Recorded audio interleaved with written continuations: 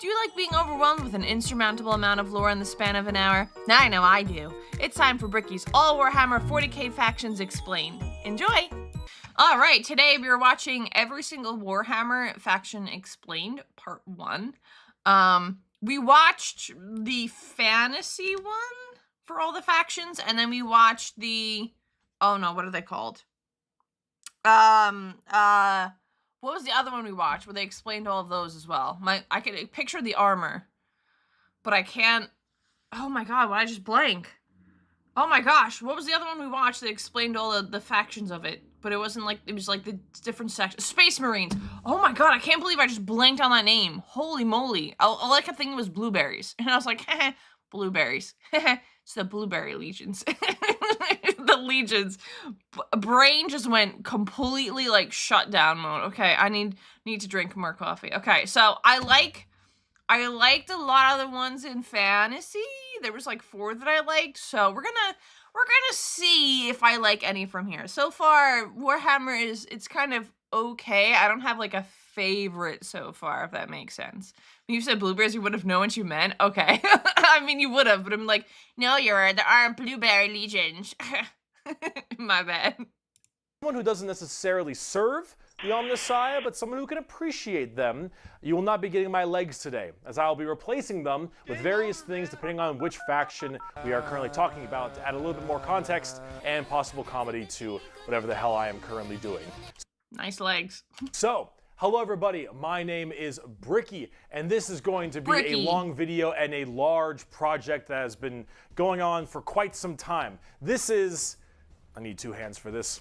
This is every single Warhammer 40k race in kind of a nutshell, explained, a little bit of explanation, a little bit of lore, a little bit of talking about the tabletop, but mostly lore, what they're all about, and also a little bit of background for those of you who just have no clue what Warhammer 40,000 is. Now you see, Warhammer and Warhammer 40,000 is a universe people hear plenty of, but don't know a whole lot about. They see, oh, there's these dudes in big power armor with chainsaw swords, and they got these big old green orcs, and there's some bugs over there, and everyone calls these guys weebs. And then there's these spiky bitches over here, and I don't get it. I don't understand. Where do I start? Well, this video is particularly for you, or for those of you who have a little bit of knowledge, but you're kind of curious about each of the different races and factions in Warhammer. So overall, the Warhammer universe is vast when it comes to lore and background, and each different faction is so different with the things that they believe in, and some are human, some are transhuman, like where they all have all these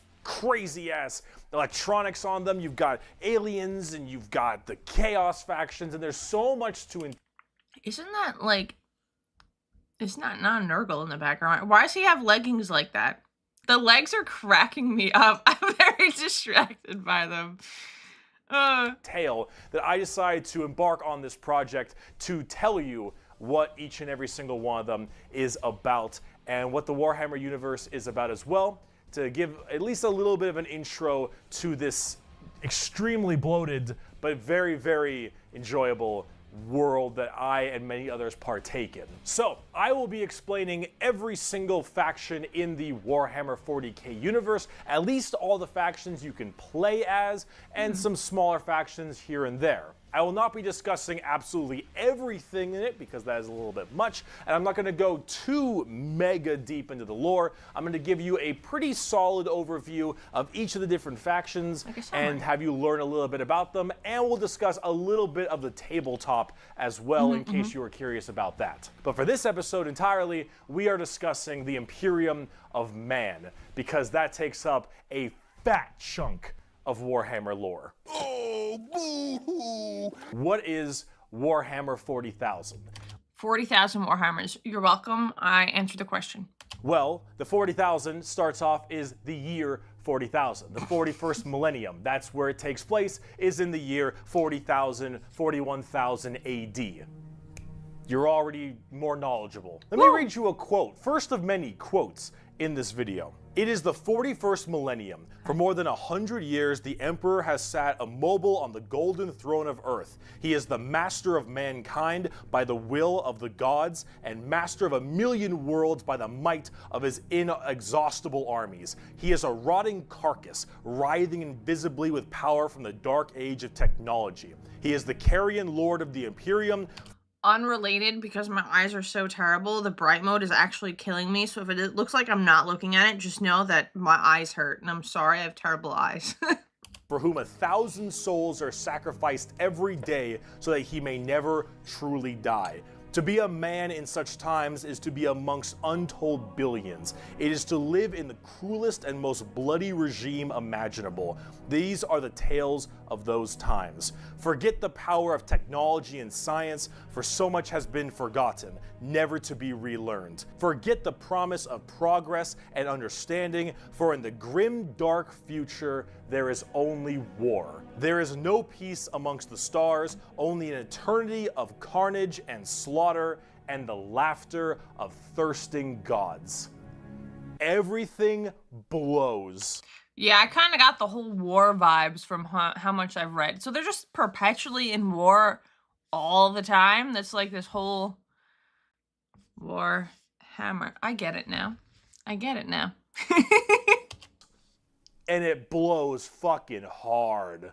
Warhammer is probably the most dark and depressing universes ever in fiction, or at least like top 3. Everything is so absurdly horrible, destructive, or overpowered that it all kind of ends up canceling itself out. It's like Dota. War rages across the galaxy. Interstellar travel is only possible due to sacrificing 1,000 souls a day to a rotting carcass of a man who you believe to be your god. I know that guy. We learned about him. I know that guy. Demonic gods and just demons tear open the fabric of reality on a whim. Other Xenos or even other humans end up killing each other in untold billions across the galaxy. It is a time of unending war, slaughter, and a bloodbath amongst everybody. Planets are deemed unrecoverable and are completely destroyed on a whim. Everything sucks. But that's like the charm of it. See, everything in Warhammer is evil. That's the charm of it. Everything's just trying to destroy each other, Lamau. But being evil is kind of fun. Like, humanity, in its own right, is a xenophobic, prejudice, and religious zealot group that kill each other just as much as they kill all of their enemies. And they're like mid to high tier evil on the evil scale of Warhammer. Nobody is good, no matter who you are. Yeah, I learned that part. People are like, oh my god, you're right, nobody's good in Warhammer. And I was like, okay, but like, yeah, I learned that. Sometimes you gotta be evil. No, they're so evil. Everyone is some flavor, some color of evil. Whoever you pick, you are going to be the bad guy. But that's the fun of it, because being the bad guy is badass. Villains are cool. They look cool, they got cool outfits, they got cool weapons, they got cool armies. Villains are cool, man. And when everyone is a villain, everyone is pretty cool. That's not wrong, but I still think Spider-Man's cooler than any villains. I said what I said. what makes this so charming, is that everyone can be the bad guy. So let's start off talking about the main bad guy, quote unquote, the Imperium of Man. His hair, whack. His gear, whack. The Imperium of Man is the main empire of the human race. All of humanity is under this one flag called the Imperium. And about 10,000 years ago, there was a man. He was the Emperor of mankind, a 10-foot tall psychic demigod who led humanity across the stars to colonize tons and tons of worlds, create superhuman soldiers, and really bring humanity into a new age. This man, the Emperor of Mankind, was a psyker. And a psyker is like a magician of sorts. I should have watched this one first. Remember when I said the psychers are people that come up to you, go psych, and then run away? Yeah, should have watched this one first. world of 40k, there is the warp, the immaterium, kind of like hell, but sort of like a purgatory dimension of hell. And a psyker is someone who can take that power and manifest it through their mind to use it to do stuff, like witchcraft stuff, magician stuff, spells, and lots of other things, but we don't want to get too into that. The Emperor, big boy psyker, top tier, A+, maybe even S. Now, the Emperor created a bunch of sons. Yes, created a bunch of sons known as the Primarchs. He created 18 Primarchs to have them lead all. You know, now that I've learned other stuff around this, learning about the actual baseline of it makes so much more sense. All of the different legions of humanity to the different stars and plans to help colonize and bring it out. These Primarchs are basically like little versions of the Emperor. Not all of them are psychers, but a lot of them are very, very powerful, and they lead his special Space Marine legions. Then this big clusterfuck happened called the Horus Heresy, where the Emperor's favorite son, the Primarch, Horus, ended up joining Chaos and leading 9 of the 18, half of his Primarchs directly to Earth to fight down. Quick maths, by the way. On the Emperor himself. Now, if you want to know what Chaos is, remember what I mentioned earlier, the warp, that immaterium, the hellish place? In there relies the 4 Chaos gods. Imagine. Oh, wait. Is that Slanesh? Nurgle? Oh, I don't feel like I know the top 2. If I got the bottom 2 correct, I feel like I don't know them. Like Satan and 3 other Satans. The warp being kind of evil, those Chaos gods, that's the reason. And so those Chaos gods manipulated Horus, and then Horus helped manipulate all 8 other Primarchs to lead this giant. Oh, Corn! I should have known for the Skull Throne. Dang it! Yeah, I get the bottom 2. Let's go. Okay, and Singe. I've heard of Singe. I don't think I've ever seen them. Okay. Let me look for the cornflakes. I should have known from the throne. Oh, I'm so embarrassed. Directly on the Emperor on Earth, and they fucked up shit. After this huge civil war, Horus died, but not before brutally wounding the Emperor, and right at the end of his life, they put the Emperor on this large golden throne on Earth, in which he is now alive, just barely, but slowly rotting away, powering something called the Astronomicon, so long as he stays alive, and is fed 1,000 people a day. The Astronomicon is like the North Star. If you want to do interstellar travel in 40k, you need to pass through that demonic warp I mentioned earlier. But how do you know where you're going? Well, the Emperor is there putting a nice little navigator right there. He helps navigate you to know where you're going. If you want to go from Earth to some crazy solar system across the way, you need to go through that warp, and then you need to know where you're going, go through there, and pop your way out. It's like doing nether travel in Minecraft. So you I don't play Minecraft, so I don't know what that means. I need another example, please. can shorten the distance between going to areas. So long as the Emperor is alive and being fed 1,000 people a day to stay alive, you can do that. The moment he dies, interstellar travel's gone for all of humanity. You're so boned. Now, since the Horus Heresy 10,000 years ago, the Imperium has fallen from grace substantially. All technology has started to dwindle and die. There is now giant fundamental religious extremists that now believe the Emperor of Mankind was a deity, a true living god, which is probably the last thing the Emperor would have wanted to be remembered for. So now you have this thing called the Ecclesiarchy, which is this giant church entirely devoted to spreading the good word of the Emperor. He is now the Holy Emperor God, the God Emperor of mankind, and all of the Imperium has taken up worshiping him to the fullest extent and killing anything that isn't humanity in his name. The Imperium has this futuristic gothic tone to it and a hefty religious zealotry to them. If you think anything against the Emperor, that's heresy and you deserve to die. That is called being a heretic. Yeah.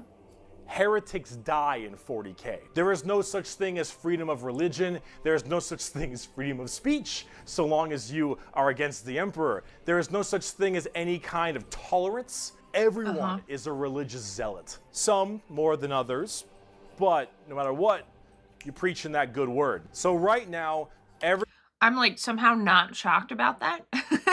Holy God, Emperor, beloved by all is his full title now, if I remember correctly. That's crazy to have to remember.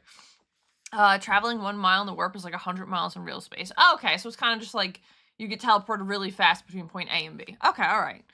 Yeah, because you made the connection. I was like, is that good? Everyone in humanity is trying to expand their empire across the stars. If you are a heretic, someone who doesn't believe in the Emperor, you are deserving of death. Oh. If you believe in the Chaos Gods, you are also a heretic and you deserve death. If you are an alien race of any kind, you are a filthy Xenos and you deserve death as well. So long as the murder continues and humanity expands, the Imperium of Man is very, very happy. However, the largest fighting force of this Imperium is my personal favorite faction, and the first faction we will discuss, the Astra Militarum, or also known as the Imperial Guard. Pretty shit now, man. You finished? I'm trying to think if I know anything about. I feel like I do, but I couldn't tell you anything off the top of my head. Man, game over, man. The Imperial Guard is the main fighting force of the Imperium, and in a world of horrifying creatures, galactic monstrosities, the literal demons themselves breaking through the fabric of time to kill you, the Imperial Guard are untold billions of regular men and women wearing modern day like flak armor with a laser rifle. This is the humble las gun, the main weapon of the Imperial Guard. It fires superheated plasma lasers at an extremely fast fire rate. It is reliable, never jams. It can blow off limbs, giant holes in concrete. It is overall an extremely devastating. Why does that kind of look like if you squint a little bit, kind of looks like Dwayne "The Rock" Johnson in this picture. I'm just saying, normal humans. Yeah, I was like literally just humans, soldiers. Devastating weapon in modern day. It is one of the weakest in the 40k universe. Yeah, a laser rifle that never jams, it could blow off limbs, one of the weakest weapons. That's the world we're in right now. But who cares? Because the Imperial Guard has, in each battle, 500,000 of these men and women, 30,000 large armored tanks, 10,000 artillery batteries. The Imperial Guard wins through sheer numbers and firepower. They kind of have this World War I, World War II style aesthetic with legions of guardsmen as well as high company commanders and generals on the field along with them, and multiple kinds of troops. A normal Imperial Guard battle starts off with artillery, long lines of artillery, cracking the crust of the planet underneath the enemy's feet. And as this barrage continues, hundreds of thousands of guardsmen, a sea of guardsmen surges forward, firing and charging at everything possible while the planet rumbles as tanks roll up behind them. Gunships block out the sun and tanks block out the dirt with the steps and hoofprints of millions of guardsmen. It is through numbers and sheer sundering firepower. They are the first and last line of defense for the Imperium and make up a huge bulk of the battles. The Imperial Guard is also made up of tons of different kinds of regiments. The Catachin jungle fighters live in a death world that's more hospitable than almost any firefight they'll ever get into. So they just have this steroid-looking, giant knife, Rambo Predator-looking sons of bitches where nothing is anywhere near as scary as a simple knight on their home planet. You have the Valhallan winter soldiers who haven't felt their toes in 300 years. I was like, it just seems like kind of self-explanatory, unless I'm like looking into it too little. I don't know. It just kind of seems like they're just all of them are just soldiers with like fancy armor and tanks. The Mordian Iron Guard, who are more interested in making their shoes shine than actually fighting a battle. And then, of course, the big one, the Cadians from Cadia. The biggest export of guardsmen in the entirety of the Imperium. You will fire your first gun at 5. You will disassemble and reassemble it at 10. You will have pounding artillery drills day in and day out at 15. And you'll fight your first Swarm Lord at 16. And if you mention Cadia, you will burst into an unrelenting amount of tears and sadness like I do daily. To quote Oh, no. I have at my command an entire battle group of the Imperial Guard. 50 regiments including specialized drop troops, stealthers, mechanized formations, armored companies, combat engineers, and mobile artillery. Over 500,000 fighting men and 30,000 tanks and artillery pieces are mine to command. Emperor, show mercy to the fool that stands against me, for I shall not. The Imperial Guard are my personal favorite faction in 40k. They're the army I collect the most, the ones I enjoy playing the most, and the one I enjoy in the lore sense a lot. There's something about just a regular man with a laser rifle being told to charge the horrors of this universe and willingly doing so for his god emperor. It's just poetic. They actually represent the main... I don't think my cup of tea, but I could understand the appeal. Pretty, you know. Imperial Guard tactics pretty well. Large amounts of artillery that doesn't require a line of sight, lots of tanks, tons of infantry, drop troops, and gunships. Overall, they're pretty similar to how they sound, though a little bit expensive to collect, unfortunately. And they don't hit a lot. They have a bit of a bad aim, but you don't really care because you're just drowning them in shots. However, if you want more accurate fire and specialization, we can move on to talk about Space Marines. I know these guys. We learned about them already. The Angels of Death are up next. Space Marines are genetically engineered super soldiers and superhumans. They're given extra organs, their skin tissue is toughened, their bones are stronger, they're taller than the average person. They're pretty massive people, and these are the specialized super soldiers that carry out a lot of the more specific tasks for the Imperium. And there's tons of legions of them. In fact, there's one per Primarch. Each Primarch, the Emperor's son, as I mentioned before, oversees their legion of Space Marines. The genetic upgrade they get is based on the genes of said Primarch. Something called a gene seed. That's what brings them up to this. We learned about this already. We did part 2 and then we did part 1, kind of. We went in reverse.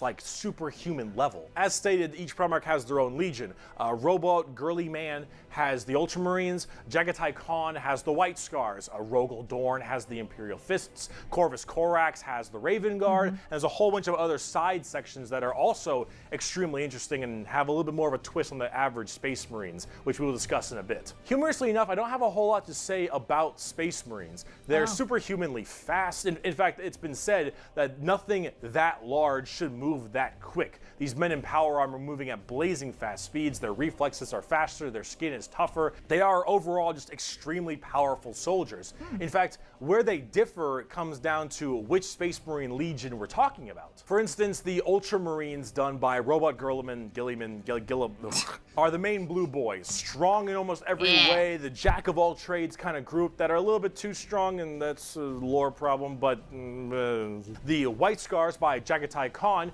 are all about speed freaks, go fast. We're talking attack bikes, we're talking land speeders. You want to go in quick, you want to hit them hard, you want them to be swarming around like buzzflies. Okay. Buzz saws.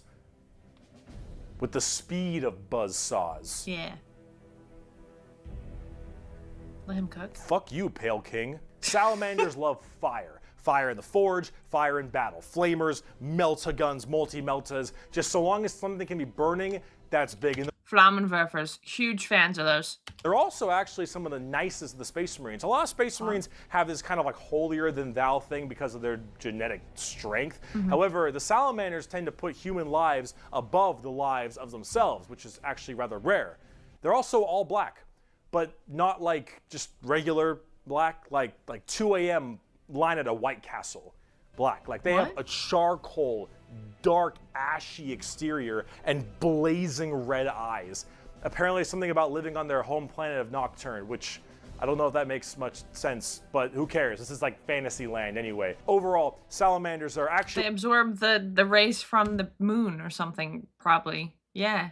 One of my personal favorite legions because they're just really cool. They're fun to play as because of all their flamer weapons, and they have a nice, like, more heartwarming lore as opposed to being super evil like everyone else is. Yeah. Oh my god, we're not even a quarter of the way through the Space Marine Legions. Imperial Fists believe in the power of the siege and defensive positions. Raven Guards, master of stealth and sabotage while having bird helmets. Iron Hands, masters of machines and vehicles while being really goddamn good at being sold on eBay after one nerf. Space Wolves, Vikings and wolves and tons of wolves and axes, battle axes, fur everywhere. Space Wolves, angry, big teeth. Blood Angels, the genetic defect to make them want to drink blood and go crazy, called the Red Thirst. They have Cupid wings and stuff, which is a little bit strange, and they are all super gay for sanguinians. Dark Angels are old. I'm sorry. His speech, I mean, can you blame them? School knights and inner circle theme and. Are you a heretic? Me? No, never. Once in a blue moon, I know. Death Watch, a fancy-pantsy anti-Xenos group that nobody plays because Death Watch, and they look cool though, but no one plays them. I don't know about Death Watch. They're there though. Black Templars, for the people who, if you haven't prayed at least 3 times a day, you're gonna start praying out that airlock. And I'm sure there's some other chapters I may have missed as well, like Crimson Fists and stuff, but those are the main ones right here. Here, quote from the Emperor himself. Okay, let's listen. They shall be my finest warriors, these men who give of themselves to me. Like clay I shall mold them, and in the furnace of war I shall forge them. They shall be of iron will and steely sinew. In great armor I shall clad them, and with the mightiest weapons shall they be armed. They will be untouched by plague or disease, no sickness shall blight them. They shall have such tactics, strategies, and machines that no foe will best them in battle. They are my bulwark against the terror. They are my defenders of humanity. They are my space marines, and they shall know no fear. And on the tabletop, they fuck. They fuck hard. As of making this video, Space Marines are laughably strong. That might change at some point, but overall, Space Marines just have it's like a Swiss Army knife.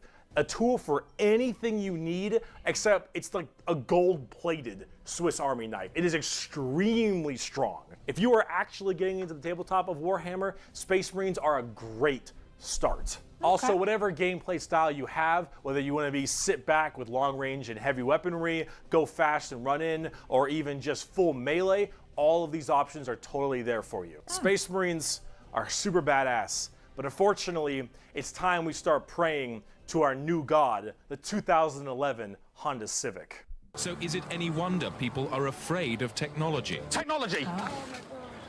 I'm assuming they have a little bit more technology. They look familiar? They're Bobots? Adeptus Mechanicus. The Adeptus Mechanicus are a technophile cult on Mars. Now, the cult. Yeah, okay, it's all coming back to me. The Civic, yeah. I was like, where is he going with this? these people are a little bit weird because they don't actually really believe in the Emperor of Mankind. And you might think, oh, whoa, Bricky, that sounds like some heresy. Yeah. A little bit. They believe in the Emperor, they believe in his power, but they don't pray to him. They pray to something called the Omnissiah. And the Omnissiah is this kind of machine god that they believe permeates in all machines. And if you think, well, wait a minute, they believe in a different god as well? Heretic. Yeah, that's what I'm thinking. That sounds like super heresy. Well, yes-ish, but they also make all your guns, and they make all your tanks, and they make everything that you have, so you can't really tell them to fuck off? Valid point. Gotta make sure you have something as leverage so they can't tell you you're a heretic. Stonks. Yeah. Write that down. Mods, write that down. I gotta learn that later. Write that down. Because you're not gonna win nothing if you don't got stuff to shoot people with. See, their Omnissiah at least makes sense from their standpoint. They believe it to be a deity that permeates through all machines. Your Honda Civic, your standard bolt gun, your Dune Strider Walker, your giant mechs, your huge ships. The Omnissiah is present through all. And the only reason your stuff works is because the machine's spirit in it says it works. If you want your gun to work, your tank to run, you must pray to it. And I mean full stop. You need to start chanting in high Gothic. You need to burn incense. You need to sit on your knees and pray to that car. You need to rub oil on your robes, and you need to go ahomina, homina, homina, homina, homina, homina. Full stop. If you want your damn thing to work, if you want your gun to fire, you need to do that. They are very bizarre, and they actually have a bit of a point because it's obviously working. And if you look at them, I don't know how that works. Mods, write that down. You have to put oil all over the place. Okay, write that down. So they obviously know something about what they're doing. The most notable member of the Adeptus Mechanicus is Archmagos, whatever, Belisarius Call. Look at this dude. Look at this dude. Look at this dude. Yeah, this is the group we're talking about. These are these weirdos. Here, the Omnissian Creed. The credo, Omnissiah. There is no truth in flesh, only betrayal. There is no strength in flesh, only weakness. There is no constancy in flesh, only decay. There is no certainty in flesh, but death. Flesh is weakness, flesh is death. The Omnissiah is the god of the machines. Okay, just to put it in, I am like pale as heck, so they kind of real for this. I step out into the sun and I turn to a lobster. So I mean, like, I think they're onto something here. I'm just saying. Don't believe in like bobots and stuff, because you know it's gonna take over one day. But you know, like, I completely understand. Wouldn't want to get rid of my flesh, but I understand.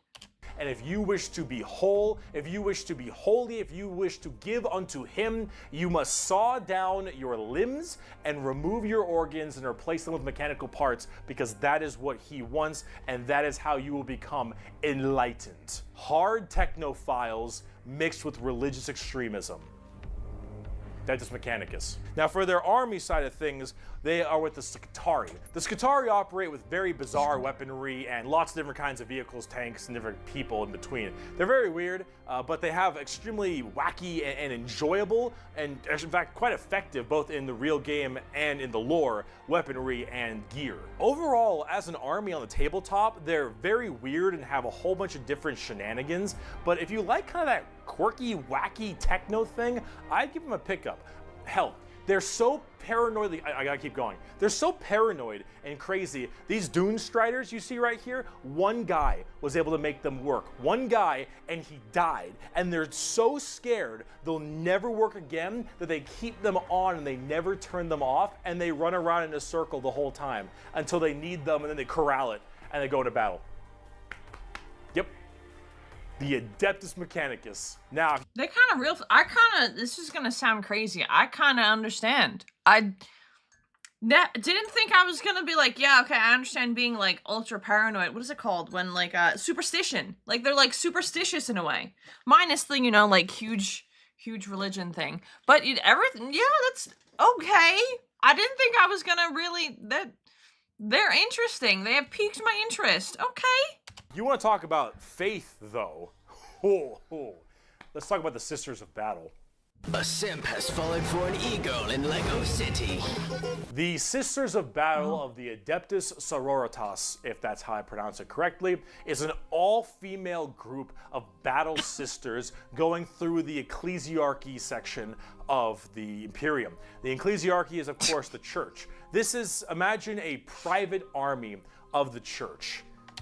Unrelated, we love women. Which is scary, and it is. The sisters are an extremely zealotous force, and they take this to a full extreme. They believe in three main things: faith, martyrdom, and fire. I believe in three things: sleep, food, spending time with my family. Yeah. Through the Bolter, the Flamer, and the Melta, the Sisters of Battle are extremely potent at taking out chaos and heretics. Mainly heretics, because as they are a fighting section of the Ecclesiarchy Church, that's the big thing they want to kill. Any form of heretic will face the Emperor's justice through those three main weapons, the Bolter, the Flamer, and the Melta, and they will do so with extreme prejudice. Literally. They are the closest things we have to nuns in space, and I'm talking hardcore nuns. They carry holy fire on their backs. They have holy books and sigils all across their armor. Their main battle tank is a fucking pipe organ missile launcher. They have small babies that they have removed their brain capacity to make them little servant cherubs to fly around and give them ammunition and shit. They drop churches. I've heard this part. They're like, oh, you would like them. They drop houses on people. Like, what in the Wizard of Oz is happening? Hello? From low orbit as mini drop pods onto battles. They drop churches into battles, and they blare war hymns and holy music from their frigates in low atmosphere and shower holy water across the battlefield. These are the people you are dealing with, and they're fucking awesome. They can literally stave off demons on the tabletop because their faith is that strong. Remember the— So if it's them, the battle sisters, versus any type of demon, the demons are pretty much guaranteed to lose? I don't know why I'm so into the tabletop for some reason, because I don't think I'd personally ever play it, but it just seems so cool. I don't know why. I want to learn all the oh, it does damage, oh, these move slow. I don't know why, but when he starts talking about that part, I'm like, yeah, they do unga damage, but they can move. Okay. Warp, the demons from the warp. Well, the warp also manifests in your mind. All of your emotions, negative and positive, go through the warp. It's the immaterium, the place of all things. So if you are that mentally fortified, that mentally strong, you can stave off horrifying demons. And all these girls, oh, not a crack. Not a crack in that mental armor. Now, as much as a meme as they are, and as much as their models look a lot like Ongo Gabloglian, yeah, which I can't unsee anymore, I gotta say, I love their design. They do have the same hairstyle and haircut. They're kind of bob cut with white hair, yeah. Sisters of Silence might be different. They're not guaranteed they have abilities that help against their shenanigans. Oh, okay, so they just have a leg up type of vibe. Okay, all right. Okay, why isn't pressing play? Okay. I think they're extremely cool. They're another army that I'm currently collecting. They just released a whole new line of figures very recently, and they look wonderful. Everything from Celestine, the living, literally undying saint, from the Triumph of St. Catherine, which is literally a funeral procession as a model. Those organ tanks I mentioned earlier. This shit is the most over-the-top badassery in a lot of the Warhammer universe, and goddamn it, is it over the top. But Sisters of Battle are so cool. While I'm a guardsman at heart, this is such a cool faction. By Bolter Shell, Flamer Burst, and Melta Blast, the mutant, the heretic, and the traitor alike are cleansed of their sin of existence. So it has been for 5 millennia, so shall it be until the end of time. And speaking of burning... Okay, they seem okay. They're interesting, but they're okay. I don't know if I'd say I like them, but I still think the Bobot ones are the coolest. You know, cold stuff and everything. Tetra, yeah, she's in the background. Demons. I can see! I can fight! The Grey Knights are the first army I actually collected back in 7th edition. The Grey Knights are a super secretive and much more old school look at power armored knights, except they are all psychers. All of them have that crazy space magic magician shit. For every 100,000 guardsmen, there's one Grey Knight. For every 10,000 Sisters of Battle, there's one Grey Knight. For every 1,000 Space Marines, there's one Grey Knight. Grey Knights are the strongest. I was gonna say, but they obviously, if there's 1,000 of each in a certain amount, they have to be super overpowered. That and they're psychers. So I'm glad he explained that they like magic powers again, because I was like, psych. Okay, good thing. Grey Knight's very powerful. Yeah, I was gonna say, it seems like this is quality over quantity as compared to the, oh god, I forgot their name again. The Blueberry people. Yeah. Of the strong, both in mental will and absolute just strength. These are Space Marines. Space Marines. Yep. It hit me moments later. That are all high-level psychers, all of them able to specifically do one goal, and that is kill demons. The Emperor believed that the demons of chaos Sneaking suspicion, I feel like a lot of Warhammer doesn't like demons. Kind of weird.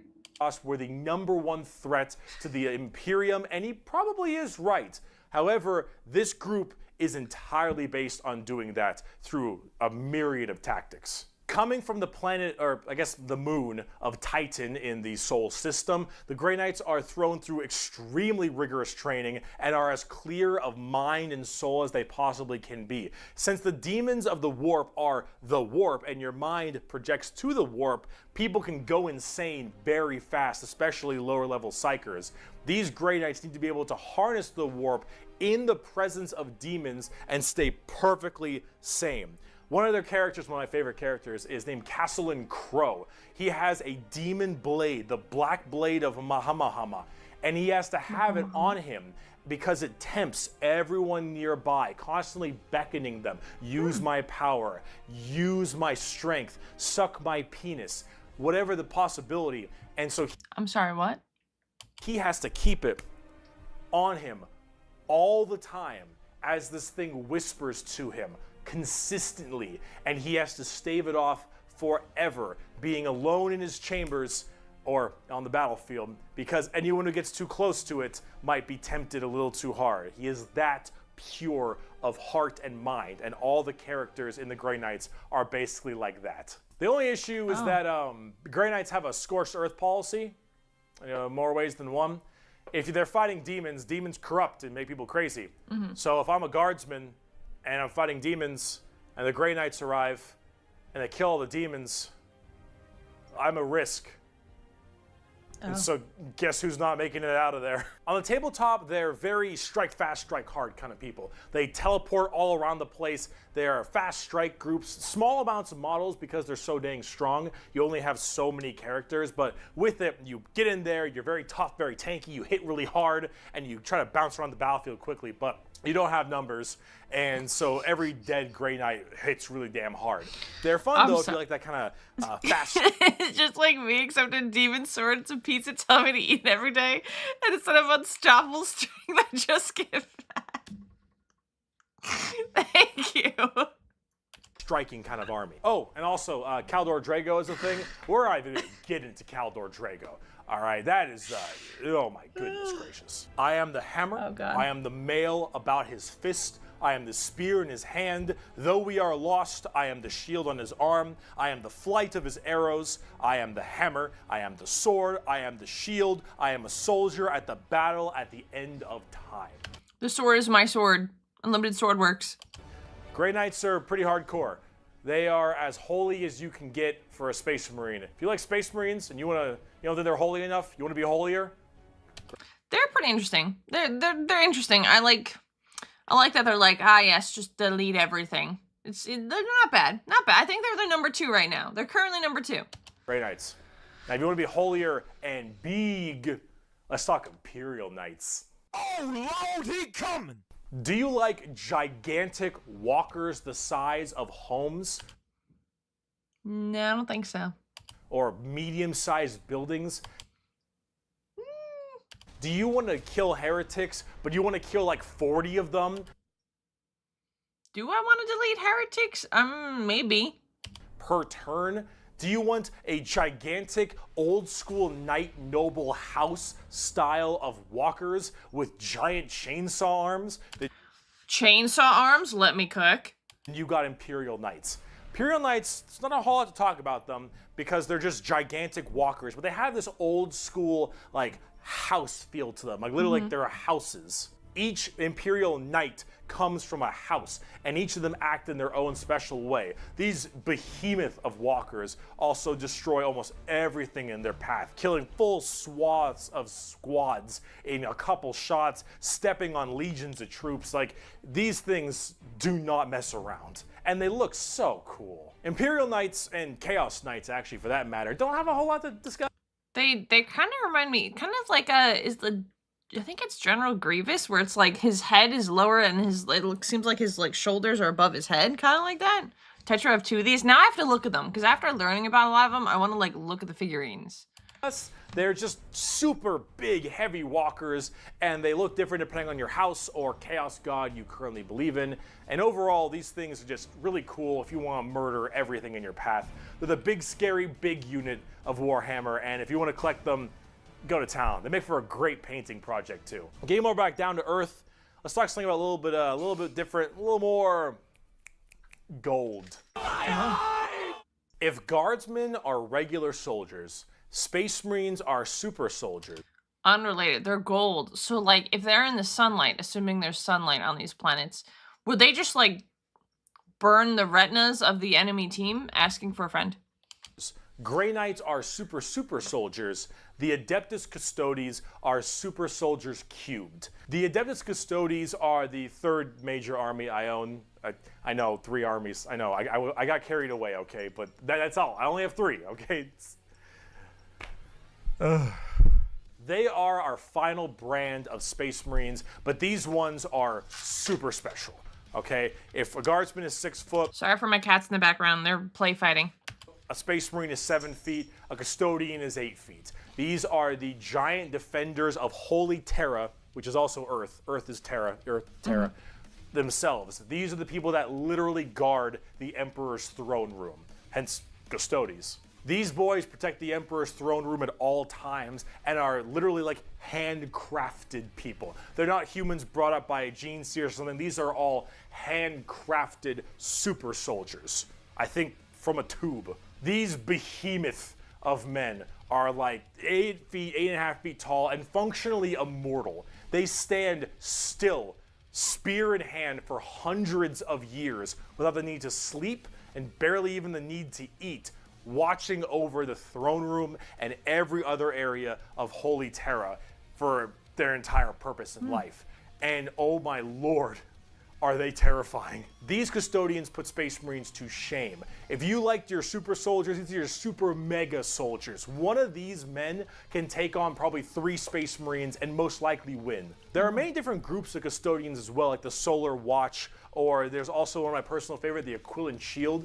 The Aquilon Shield go out to seemingly Just change the color of the cloth?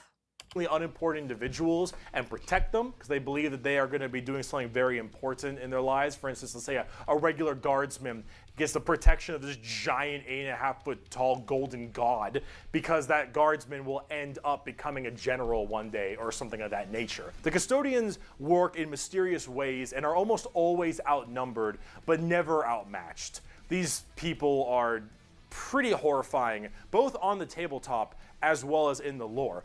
There are very few of them, however, and there's actually an extremely small amount of them, but that's kind of the point. There's only so many of these people that can have war gear this strong, weapons this powerful, and training this good. And So the gold here isn't as bright, it's more of like a coppery gold?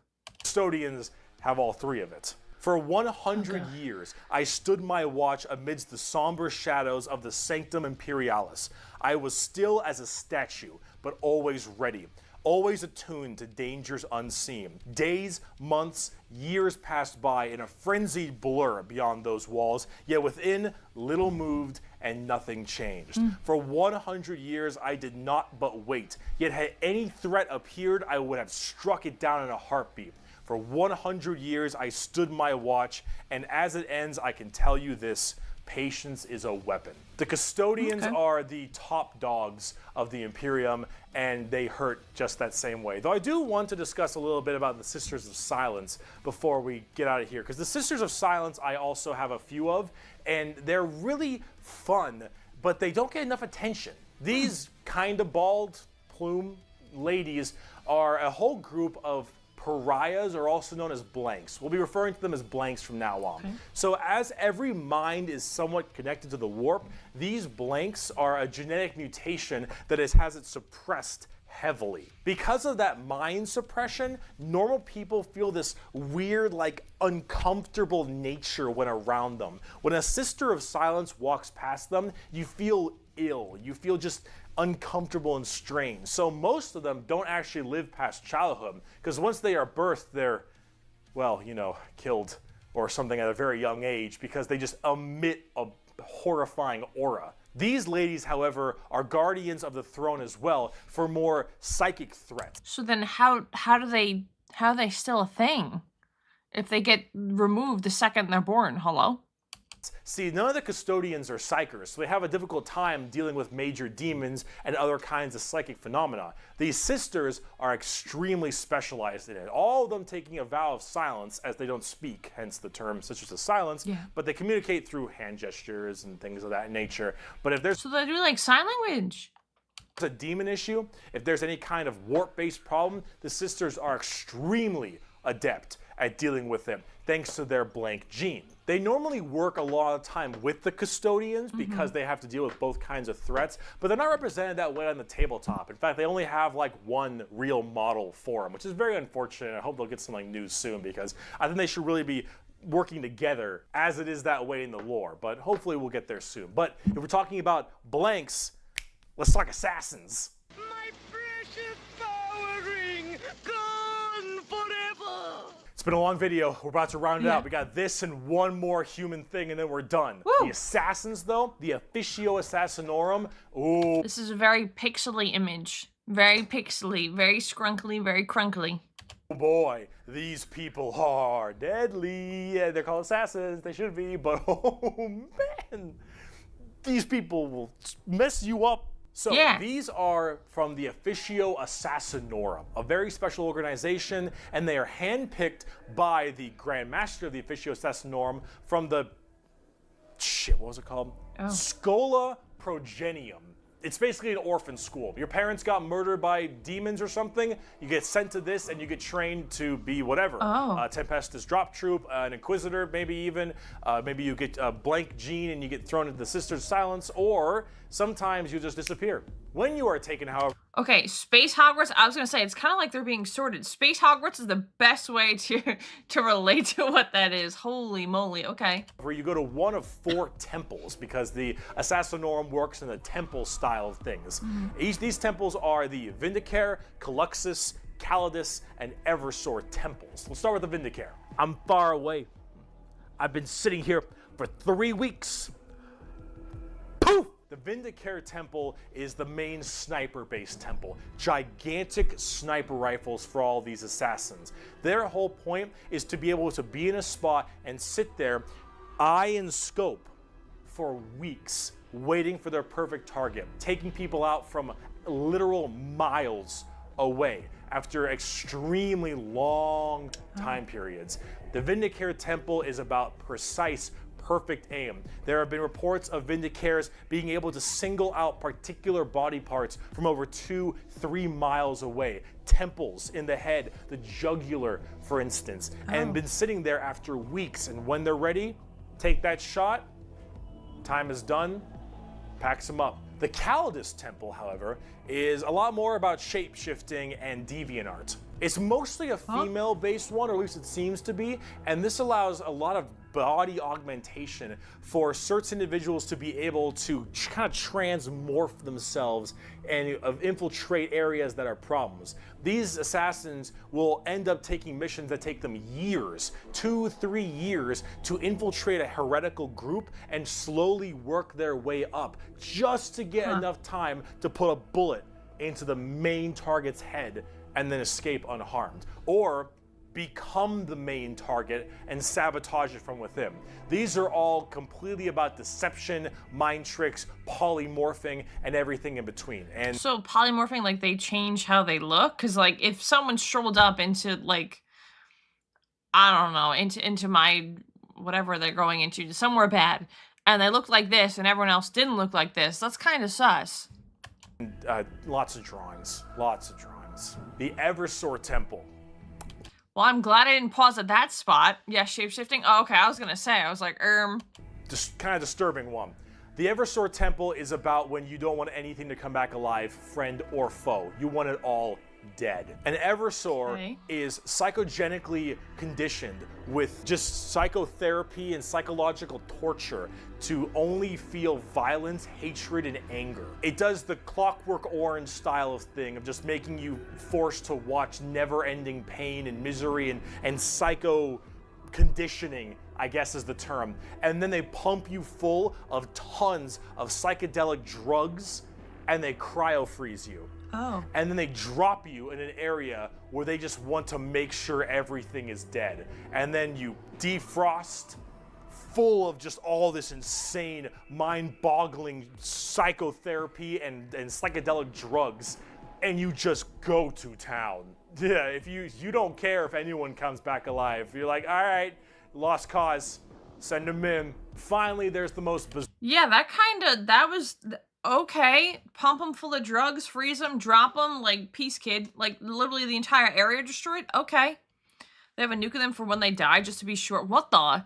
So even if they don't destroy the area, if they die, the area will be destroyed regardless. Okay, all right. Bizarre temple, the Caluxus temple. The Caluxus assassins are feared even among the other temples. So that blank gene, the people will go to the Caluxus temple with this as well.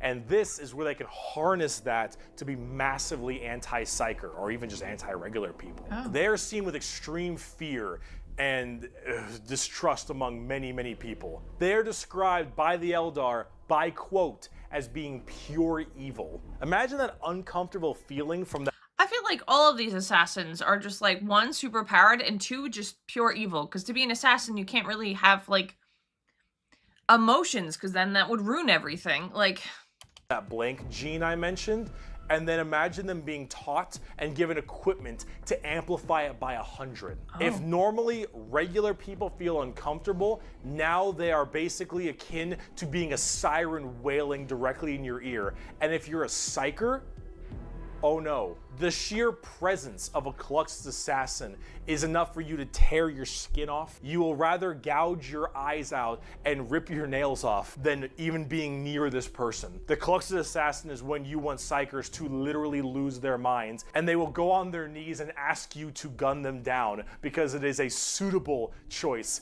over being anywhere near you. The motto of that temple is, "That which is unknown and unseen commands the greatest fear." Now, for the tabletop, assassins aren't that special. You can call them in no matter what Imperium faction you are, and they do a lot of work for themselves, but at the same time, they're very specialized and require a lot of finesse.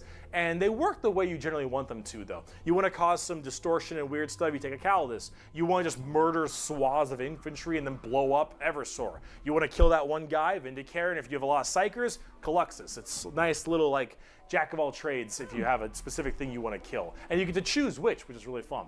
But now, let's talk about the last human faction. We can round this video out before we do part 2, the Inquisition. Oh. We have a lot to talk about with them. Well, on the subject of heresy. Oh boy. Where do I even begin with the Inquisition? Take every secret police you can think of. The KGB, the Gestapo, the CIA, FBI, any of these kinds of people. And then mark it up by about 10 and give them the most power in the entire Imperium. What? No, you know what? How about this?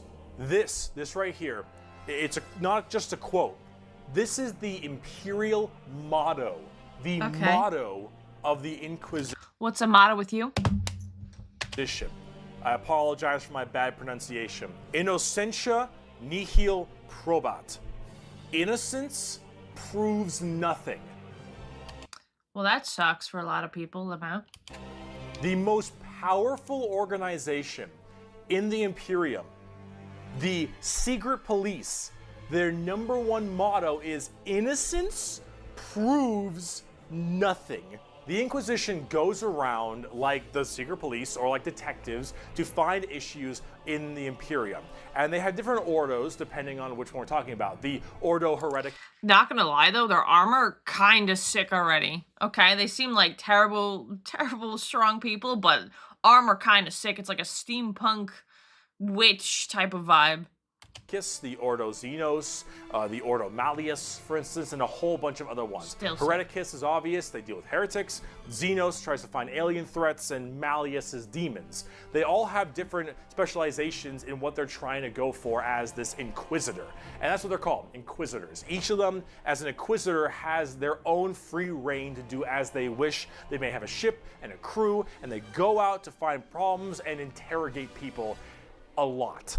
They are above the law in every department over Space Marines. Now, the Space Marines might argue Nice architecture, too. I'm just saying.